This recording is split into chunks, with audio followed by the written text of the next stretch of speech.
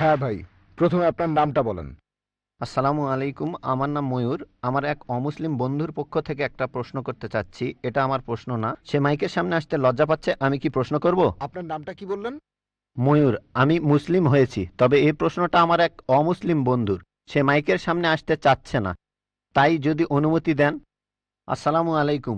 এই প্রশ্নটা হলো, জাকির ভাই যেসব ভবিষ্যৎবাণীর কথা বলেছেন, এমন কি হতে পারে এই ভবিষ্যৎবাণীগুলো পরে কেউ লিখেছে পৃথিবীর বিভিন্ন ধর্মগুলোতে, যাতে করে ইসলাম ধর্মকে অন্য উপায়ে প্রচার করা যায়? ভাই, খুব সুন্দর প্রশ্ন করেছেন।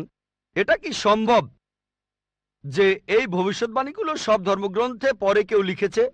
এটা কি হতে পারে? হ্যাঁ, হতে পারে। যদি পরে কেউ না লেখে, যদি ধর্মগ্রন্থটা বিশুদ্ধ হয়, তাহলে মানবেন যে এটা আল্লাহর বাণী, তাহলে নবীজিকেও মানবেন। যদি বলেন পরে কেউ লিখেছে, তার মানে আপনার ধর্মগ্রন্থ অশুদ্ধ, সেটা বাদ দিতে হবে। আপনার ধর্মগ্রন্থ বাদ দিলে একমাত্র বিশুদ্ধ ধর্মগ্রন্থ এই পবিত্র কোরআন। দুভাবেই উত্তরটা হলো কোরআন। হেড আমি জিতবো, টেল আপনি হারবেন।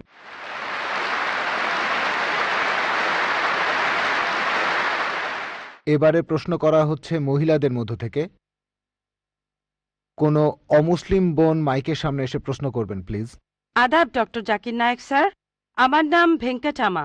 আমি গত কয়েক বছর ধরে এক মুসলিম মহিলার সাথে আছি।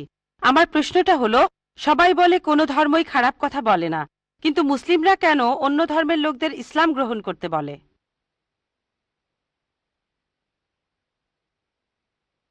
বোন, আপনি বললেন যে আপনি একটা মুসলিম পরিবারের সঙ্গে থাকেন অনেক বছর ধরে। তারপর বললেন যে সব ধর্মে ভালো সব কথা থাকে, কিন্তু মুসলিমরা আমাকে ইসলাম গ্রহণ করতে বলে কেন? পয়েন্ট নাম্বার 1, অন্য যেসব ধর্ম আছে সেগুলো যা বলে তার বেশিরভাগ কথাই ভালো, তবে ইসলাম ভালো কথা বলার পাশাপাশি আপনাকে দেখাবে কিভাবে সেটা অর্জন করতে হয়। আমি উদাহরণও দিয়েছি। সব ধর্মই বলে চুরি করো না, ইসলাম একই কথা বলে, তবে ইসলাম দেখিয়ে দেয় কিভাবে সেই অবস্থানে যাবেন যেখানে কেউ চুরি করে না। জাকাত দেন, সাহায্য করেন, এরপর কেউ চুরি করলে তার হাত কেটে ফেলেন, তাহলে চুরি করা বন্ধ হয়ে যাবে, কোনো অপরাধ থাকবে না। এজন্যই আমি বলেছিলাম যে ইসলাম ভালো কথা বলার পাশাপাশি আপনাকে দেখিয়ে দেবে কিভাবে সেটা অর্জন করতে হয়। 2 নম্বর পয়েন্ট, আমি বিভিন্ন ধর্মের একজন ছাত্র হিসেবে বলছি, যদি আপনি হিন্দু ধর্মগ্রন্থগুলো মেনে চলেন, মনে হয় আপনি হিন্দু, যদি হিন্দু ধর্মগ্রন্থগুলো মেনে চলেন, যদি একজন ভালো হিন্দু হন, আপনাদের ধর্মগ্রন্থই বলছে ঈশ্বর মাত্র একজন। আমার লেকচারে অনেক হিন্দু ধর্মগ্রন্থের উদ্ধৃতি দিয়েছি, এক ঈশ্বর। আপনাদের ধর্মগ্রন্থ বলছে মূর্তি পূজা করবে না।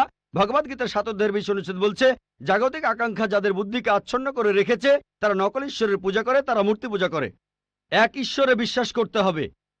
আজকে আমার লেকচারে বলেছিলাম বিশ্বাস করতে হবে অন্তিম ঋষিকে, কল্কি অবতার, যার বাবার নাম হবে বিষ্ণুইয়াস আব্দুল্লাহ, তার মায়ের নাম হবে সুমতি আমিনা। তিনি জন্মগ্রহণ করবেন শাম্বালা নামের গ্রামে মক্কা।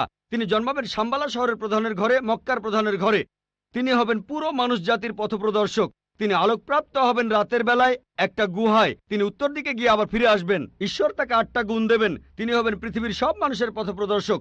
তিনি একটা ঘোড়ায় চড়বেন, ডান হাতে থাকবে একটা তরবারি, 4 জন সহচর থাকবে তার, তাকে বিভিন্ন সময় ফেরেশতাগণ সাহায্য করবেন। এরকম আরো অনেক অনেক। এই মানুষটা কে? যদি ভালো হিন্দু হয়ে থাকেন তাহলে আপনি এই অন্তিম ঋষিকে বিশ্বাস করবেন, তা না হলে আপনি ভালো হিন্দু নেই। যদি ভালো হিন্দু হয়ে থাকেন তাহলে এক ঈশ্বর বিশ্বাস করবেন, তাহলে আপনি মূর্তি পূজা করবেন না। নাতাস্তি প্রতিমা আস্তি, মহান ঈশ্বর, তার কোনো প্রতিমা নেই, তার কোনো প্রতিমূর্তি নেই, তার কোনো ছবি নেই, তার কোনো ফটোগ্রাফ নেই, তার কোনো ভাস্কর্য নেই। আর আমি বিতর্ক করেছি পণ্ডিতদের সাথে, হিন্দু পণ্ডিত, ওনারা শঙ্করাচার্য অনেক, সেখানে আমি কথা বলেছি। কোন শঙ্করাচার্যই আমাকে বলেননি ভাই আপনি ভুল বলেছেন, কেউ না। একটা বিতর্ক করেছিলাম শ্রী শ্রী রবিশঙ্করের সাথে 21শে জানুয়ারিতে।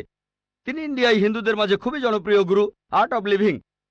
আমি তাকে বলেছিলাম আর্ট অব লিভিং এর শ্রেষ্ঠ বই হলো এই পবিত্র কোরআন।